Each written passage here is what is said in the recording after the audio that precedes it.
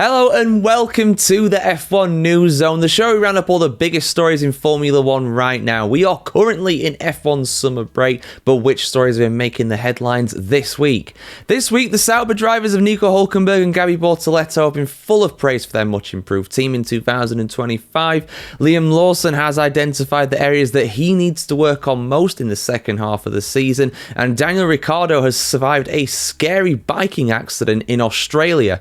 If you're watching on YouTube, skip to the timestamps in the video description to watch the story that you're most interested in. So, without further ado, let's dive in. Daniel Ricciardo's been doing the rounds in the media recently, not for a potential F1 return. I think that door is firmly shut, and I think he's actually locked it as well on top of that. But in terms of him actually, making some speeches and stuff like that, he made some public appearances recently. And as it turns out, he's also recently survived a motorcycle accident as well. Scary stuff, but thankfully he sounds to be relatively okay despite the, I don't really want to say knock or a brush. It sounds like a pretty serious crash, but anyway. Here's the full story, guys. Let me dive into what's happened here. Like I said, main thing is that he's alright. But yeah, you never like hearing about stuff like this at the end of the day. So just days after his first public appearance since leaving Formula 1, Ricciardo is believed to have picked up a collarbone injury due to a motorcycle accident.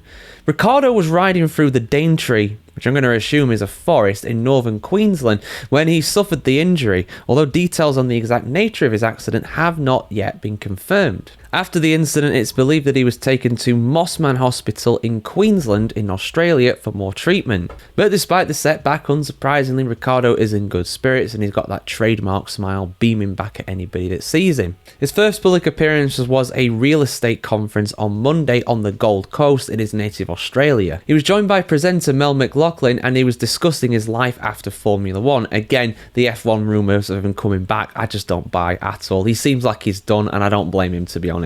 And obviously I'm not going to judge because people obviously judge my facial hair, but he's very much grown out his hair and his beard at this point, and he basically joked that he's fell out with his barber and he's lost his razor. That's usually the excuse that I give anyway. And he joked, quote, "Well, I haven't been shaving my face. The beard is my comfort right now. Can relate, mate. This year has been a bit of self-exploration. I lived this crazy high-speed life for so long, and this year I've sat into a bit of stillness. I've had a lot of time, which I've done some hiking in. I was in Alaska a few weeks ago and didn't get mauled by a grizzly, which was a bonus. I've been trying to figure out who I am other than this race car driver. I've come to appreciate the little things more and the meaning of the importance of family and friends. I've always been driven, and that is something that leads you to being selfish. So I'm trying to learn how to be a bit more selfless and become a better listener." End quote. So yeah, sounds like it's been an eventful time for Ricciardo. Those pictures of him going fishing in Alaska just doesn't seem right. It's like, how did he get here? But hey, fair play to him. He's going out there and he's living his life and he seems to be enjoying it. And I wish him all the best in his recovery from this motorcycle accident as well.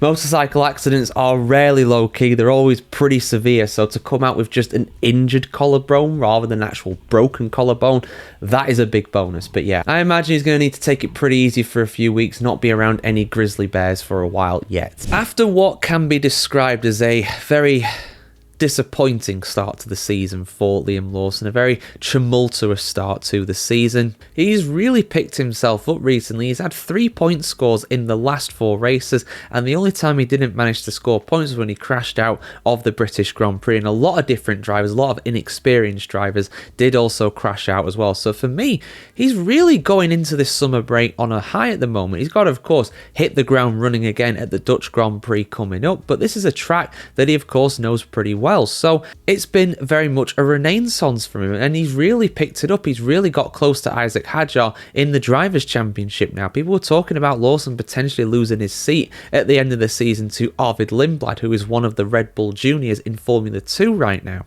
But a lot of that talk now has really gone by the wayside. However, the Kiwi has said that there is one area to his game that he should really be working to improve on.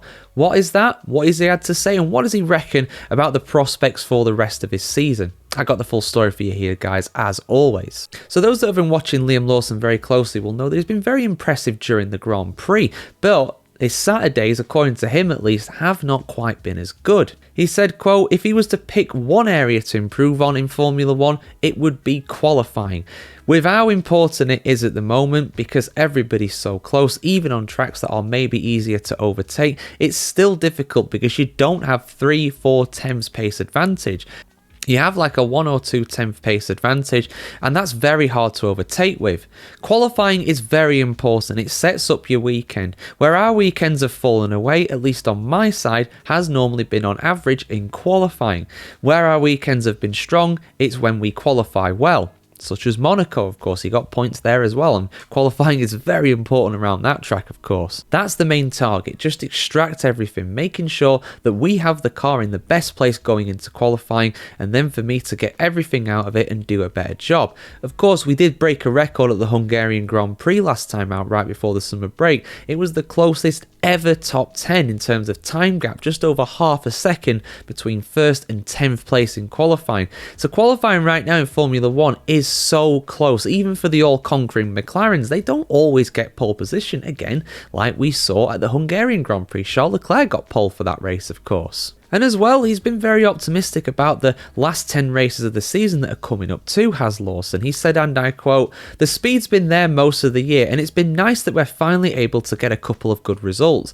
As a whole, we need to be doing that more. To have 2 or 3 or 4 of those races over the first half of the season is not good enough. Going forward into the second half of the year, we're trying to replicate this more. Right now, with how close it is, it's the little things that make a big difference. Trying to extract everything each race weekend." I like Lawson. I really do, and I think he's a credit really to his character, how he has picked himself up and dusted himself off and just got on with things at Racing Bulls, because the start to the season at Red Bull Racing was absolutely awful for him. He couldn't drive the car. Simple as that. He just couldn't drive the car. But he's proven again, he is a talented driver. We saw that at the RB car last year. They've changed names so many times as that Red Bull second team. I have to second guess myself every time I say it. I nearly said AlphaTauri, and he's drove one of them, of course, as well. So yeah, he's got a bit of experience now. He's driven every circuit in Formula 1 at least once, and he's obviously going to the Dutch Grand Prix this time around, where he did make his debut. I think was his debut in 2023 there, replacing Daniel Ricciardo. So he knows the track pretty well. I think he's going to do well there, and I think he's going to do impressively well in the second half of the season. Is Isaac Hadjar going to come out on top? Is it going to be Lawson? Get your thoughts in the comments below. I think it's going to be close, but my money personally would be on Lawson, because I think that experience will prove to be very, very key when it comes to who's going to come out on top, especially as Hadjar is going to a lot of tracks he's never driven before, and obviously never driven in Formula 1 before either. Choosing who has been the most improved team in 2025 so far is a difficult task. You might say McLaren. Of course, they won the Constructors' Championship last year, but they are going for a record-breaking campaign in 2025, and are currently on 4 1-2 finishes in a row. They're looking absolutely incredible. Or do you maybe give it to Williams, who are up 4 places overall currently when compared to their 2024 performance? They were 9th last year. This year so far, they are in 5th. A third option, though, has emerged, and that is Sauber. I don't think anybody really saw the level of improvement that Sauber have been going through coming. I don't think their drivers even would have expected it. Hell, maybe the team themselves wouldn't have expected it either. But Gabriel Bortoleto and Nico Hülkenberg are regularly scoring points in that Sauber car, and they have a chance, an outside chance admittedly, but still a chance nevertheless, of getting 5th overall in the Constructors' Championship. They currently sit in 7th place, just 1 point behind Aston Martin, and they're not that far off of Williams in 5th either. They have a chance. Of course, Hülkenberg finally got the biggest monkey in the history of Formula 1, arguably, off his back when it comes to getting a podium. He got a sensational 3rd place at the British Grand Prix. It was not lucky. It was absolutely hard fought. He didn't put a wheel wrong all race, and his team absolutely got the strategy on point. And I do think that that is not a coincidence. I do think that they are getting these really good results despite relatively poor qualifying performances. I mean, Bortoleto started at the back, I believe, in a few races and got points, and I know Nico Hülkenberg did that in Austria and also Silverstone as well. I think he started 19th, didn't he, for the British Grand Prix, and finished in 3rd. Unbelievable stuff. But the strategy, the way that they are being run right now, Sauber, they are absolutely being optimized. I don't think their car is that particularly quick. It's decent and it's definitely improved, and that shows with both drivers, both the very experienced Hülkenberg and the very inexperienced Gabriel Bortoleto. But of course, a Bortoleto who has a very high ceiling in Formula 1 in my opinion. I do really rate his chances in the future for sure. It's really, really showing how improved they've been, how impressive they've been. And the drivers as well, they've been praising Sauber for their hard work behind the scenes scenes and improving a car that effectively is going to be null and void at the end of the year. Anything that they do, anything they improve upon this year in terms of the actual car itself will, for lack of a better term, just all go in the bin at the end of the campaign, because of course the regulations are changing so much for next year, and indeed Sauber won't even be Sauber anymore, they'll be Audi at that point. But what have Hülkenberg and Bortoleto been saying about the Saubers? Well, I got the quotes right here for you guys. Let's have a look at this quickly. Before the Hungarian Grand Prix, Hülkenberg said the following about his new team. I think it's been a very positive first half of the season until the summer break. Obviously, since Barcelona, we've really managed to turn things around. That was the start of the point scoring. I think he got 5th place in the Spanish Grand Prix, didn't he? Which was an unbelievable result, but it was not a blip. It was not a flash in the pan. It was very much the start of a trend. If you look at where we started in winter testing compared to where we are now, this is definitely good progress, and a lot has happened since. And he also looked ahead to next year as well, saying, obviously so many things change on the technical side next year, and I think many people are in the dark and we can only just speculate. But what is being built behind the scenes in the infrastructure and the team structure that we're building, it is growing. I think that it looks good, it looks positive. Still a lot more that we can do to try and compare ourselves to the top runners currently, but we are definitely going in the right direction. And of course, something else to mention as well, Sauber, or Audi as they will be next year, will have a works engine. Audi will have their own engine in Formula 1. They'll no longer be a customer of Ferrari, so that could also work in their favour too. And it was a tough start to the year for Bortoleto, relatively. Obviously crashed out of the Australian Grand Prix in very difficult circumstances. Was not the only one, of course, but he did do that still. But despite that, he really has picked himself up and he's become a regular point scorer now as well. I was really fearing for a long time that he wouldn't be able to score points this season. It just wouldn't work out for him, but he's really taken it in run. He's really got some excellent results, and that Hungarian Grand Prix result as well was absolutely sensational. Gabi said the following on his season so far. It's only been half a year and it feels like some years already. So many races we have done so far. It feels amazing.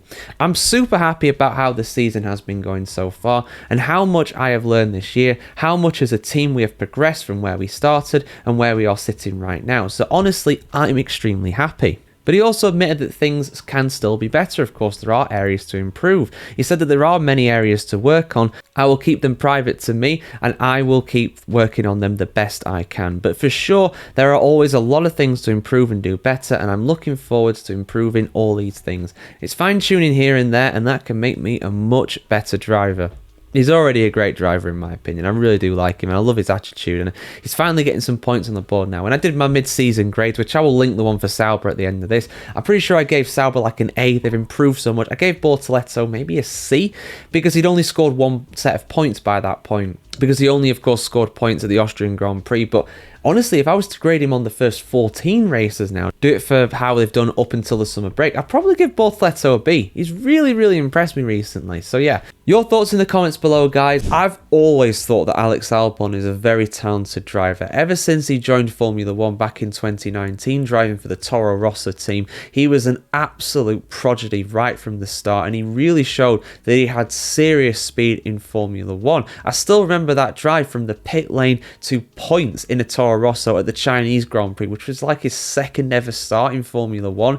It was no wonder he got promoted to the Red Bull Racing team after just half a season, and it seemed as though after that, after he was dropped eventually by Red Bull, after the second seat curse of Red Bull reared its ugly head yet again, it seemed as though he was down and out, that he wouldn't come back to Formula 1 anytime soon. But he is a man reborn at that Williams team. He is now in his 4th season with the Grove outfit, and this for me has been without a doubt his best season in Formula 1. This is without a doubt the best performance he has put up so far. He is absolutely wiping the floor with his teammate Carlos Sainz. Of course, Carlos Sainz has been a bit unlucky at times. There has been some bad luck in there, and his qualifying pace overall still has been pretty good, albeit of course Albon's still coming out on top in that regard overall, and we shouldn't really be surprised. I don't think Sainz is a bad driver by any means. He's proven himself to be extremely consistent. He was known as Mr. Consistency back in his Ferrari and McLaren days. You could pretty much set your watch to the fact that he was going to get solid points no matter where he started on the grid.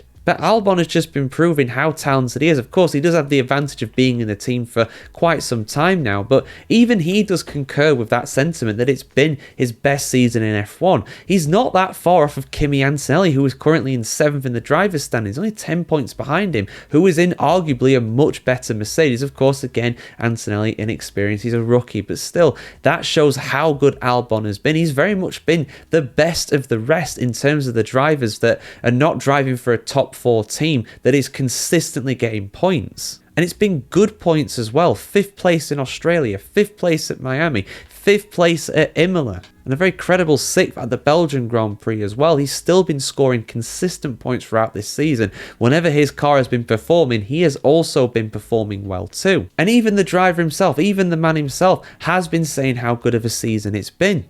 Speaking before the Hungarian Grand Prix before the summer break, he said the following on his 2025 so far. He started by agreeing that it is his best season in Formula 1 to date so far. But he did put a little asterisk there by saying there's still a long way to go this campaign, but if he keeps going like it has been doing, I think he can very much hold his head high. Before going on to say, I don't think it's been so different to my other years, but I feel like I've been consistent, taking my opportunities when I can, not making mistakes, which is always a good sign. And at the same time, I also have the car that allows me to score the points. I don't think that was necessarily the case when I first joined Williams, but nowadays we've made such big steps. I also feel confident in the car. It goes both ways. You drive better because the car is better to drive. You can push the limits more because you're confident the car is not going to snap on you, which I think was a big problem for them last season. They did seem to push the boundaries too much at times, Albon, Colapinto, and of course Sargent, but that was probably in a desperate attempt to make up for the lack of pace in that car too. And he's also praised all of the staff at Williams as well, who have really stepped things up and, in his words, optimised everything to do with the operations of the team. And of course, James Vowles, their team principal, has to take huge kudos for that. I think he's been a revelation. I think out of all the signings they could have made for the long term, keeping him at Grove is arguably more important than keeping Sainz and Albon there as well. But yeah, Albon in 2025, guys, how impressed have you been with him? Let me know your thoughts in the comments below as always. Surprising news announcement came up over the weekend, that being that Portugal, the Portuguese Grand Prix, could return to the Formula 1 calendar as soon as 2027. The Prime Minister of Portugal has signalled the country's intent to return to the F1 calendar, but is this going to be particularly likely? Do I think this is a good move for F1 to do this? I'm going to give my take and give everything you need to know here on the channel as always, guys. So of course, the Portuguese Grand Prix only recently left the calendar in 2021. It came as a bit of a surprise to see it back on the calendar in 2020, but this of course being the pandemic times and F1 needing to fill out the calendar as much as possible. So every track that had a grade 1 certification basically got an email saying, can you have a round of the F1 Championship this year? And the Portuguese Grand Prix said sí. Now this was the first ever race in F1 held around the Portimao circuit. Over the years in F1 there had been a Portuguese Grand Prix, most notably at Estoril back in the 1980s and 90s, but it was Portimao, which is a relatively new track, that got the nod to get an F1 Grand Prix, and it had 2 in total, in 2020 and in 2021, but it didn't return in 2022 as F1 basically went back to the regular calendar at this point, and to the point where of course a lot of places couldn't afford to get a Grand Prix again because it's very expensive to host an F1 race. And indeed this is the real problem, and this is why I am very skeptical about this announcement, because the amount of money that's required to host a Formula 1 Grand Prix these days is absolutely massive, and we're seeing a lot of European venues struggle. Of course, the French Grand Prix and the German Grand Prix are long gone at this point. We are losing the Dutch Grand Prix after next year. We are losing Imola after this year. We are potentially going to lose Barcelona as well after next year. We've also got Spa, the Belgian Grand Prix, that's going to be on a rotation basis. So the money right now in F1 is absolutely massive, and this is why I'm very skeptical about Portugal getting on the calendar, because F1 has made a lot of noises about wanting to go to the likes of Thailand, Rwanda, South Africa, go to these relatively far-flung places, and in most of these cases countries that have never hosted a Grand Prix before. Of course, Portugal has hosted a Formula 1 Grand Prix in the past. It has done on many occasions, but What will Portimao have to do to be able to get on the F1 calendar? Well, put simply, they just need to pay enough. Formula One doesn't really care who you are or what the morals are in your country. If you pay enough, you get on the calendar. Portugal, of course, is a relatively chill country when it comes to a lot of these rights and stuff like that. It is nowhere near as controversial as some of the other inclusions on the calendar. You know which ones I'm already talking about, of course, there, guys. But do I think it is particularly likely that Portimao will come back? Well, it is still a Grade 1 circuit. It clearly does produce some decent races. Both the 2020 and 2021 races were pretty good, in my opinion. You know, it's definitely better than a lot of other tracks on the calendar. Again, you know which ones I'm probably talking about there. But to actually host the Grand Prix every single year, I'll be shocked if Portugal can afford that. I really, really will be. In terms of the track itself, the layout and everything's fine, but I think what they'll probably have to do is upgrade the pit buildings. I don't think that's ever been upgraded since the circuit was first built, so I think that is the next step, really. They're going to have to upgrade that, like we've seen with the likes of Monza, and of course the Hungaro ring as well. They've really upgraded their paddock facilities. Belgium has done quite a similar thing as well. I think even Silverstone, not too long ago, you know, they're all upgrading their facilities to try and keep on the cutting edge of Formula One, and Portimao I think would have to do something similar. But it'd be great to see a full crowd there. Obviously we had no people there in 2021, and in 2020 there was a very limited crowd there for the race. So to see the venue actually packed out and everything would be fantastic, and it would be, you know, fans from all over Europe would of course go to there as well. So I could see it coming back onto the F1 calendar, but I think it's much more likely it would happen as a race rotation deal. You know, that 2027 date might be the first in a rotation deal, maybe with Spain, maybe with Italy, something like that, you know, Imola or Barcelona, I should say, more specifically when it comes to those. I could see them rotating with that personally, but I am very, very skeptical about this. It'd be a great race to get back, but we know what F1 is like. They race for the money and nothing else. That's all they care about. But guys, am I being too cynical about this? Let me know your thoughts in the comments below. So I did a video recently for you guys going over my predictions for who is going to go where in the 2026 Formula One season. Basically looking at all the open seats currently on the 2026 grid and saying who is going to stay, who is going to go, and if so, where are they going to go?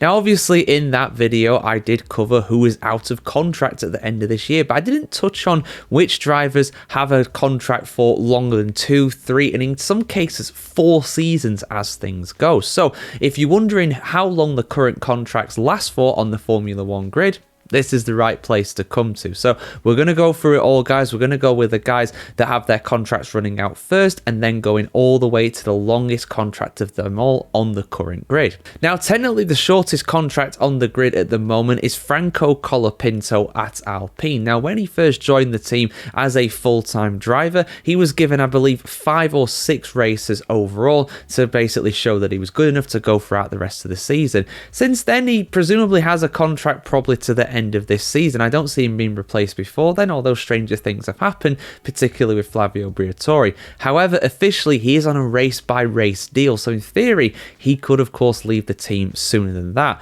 But all the other drivers have at least a contract until the end of a current season, and the ones that have it till the end of the current season are Yuki Tsunoda at Red Bull Racing, and also the 2 Racing Bulls drivers of Isaac Hadjar and Liam Lawson. Those guys can move around very easily, as we've seen this year already. Of course, Lawson swapping with Yuki Tsunoda after just 2 rounds this season. Also out of contract at the end of the season are the 2 Mercedes drivers of George Russell and Kimi Antonelli. I expect both of them to re-sign with Mercedes before too long. But yeah, interesting how they're the only ones really, other than the Red Bull drivers and the temporary driver or the replacement driver in the form of Franco Colapinto. Now, everybody else has a contract until at least the end of the 2026 season, and you're going to hear this phrase a lot throughout this video: multi-year deals. See, Formula One teams recently have, instead of actually revealing how long these contracts are for, because of all kinds of different clauses, all different kind of bonuses and everything like that, these deals are actually very, very complicated, and a lot of these deals actually do depend on driver performance and team performance as well to see how long they will actually last. So the teams have basically gone with a kind of habit recently. The in thing to do is to announce that their driver has signed on a multi-year deal.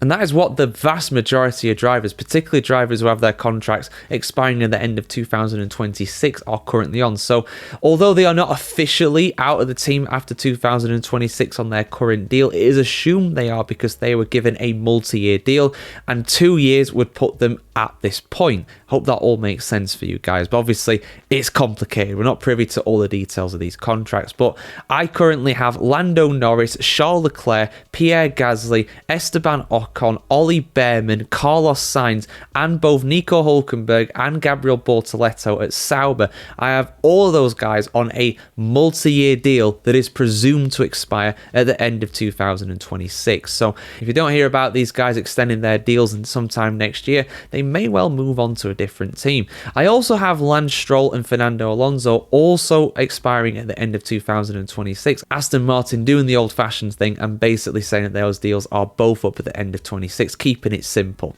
There are 3 drivers on the current grid that have multi-year deals that are set to expire at the end of 2027 as well. Oscar Piastri, Alex Albon, and surprisingly Sir Lewis Hamilton.